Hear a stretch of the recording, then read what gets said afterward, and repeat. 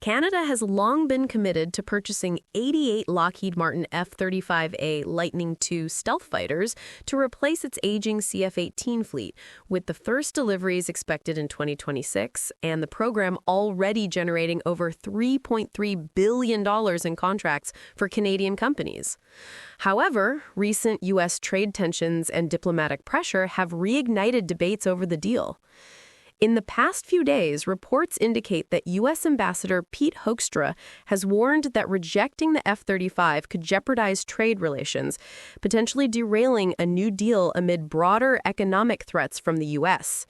This has prompted Canada to reconsider its full F-35 order, with Sweden aggressively promoting its Saab Gripen EF as an alternative, including offers for local production, R&D hubs, and job creation during a recent royal state visit.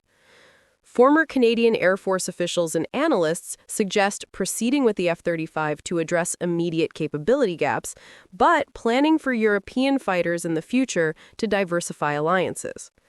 Comparisons between the two jets are heating up.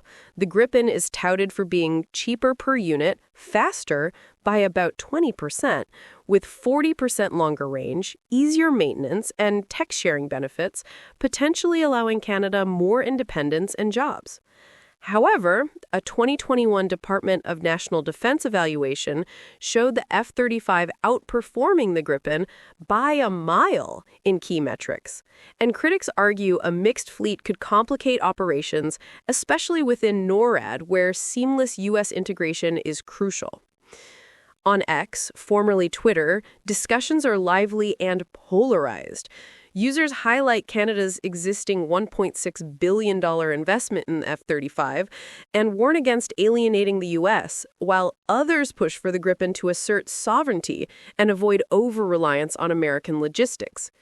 Some speculate Prime Minister Mark Carney might use this as leverage for more Canadian contracts in the F-35 program. Overall, the debate ties into broader geopolitical shifts with no final decision announced yet as of November 27, 2025.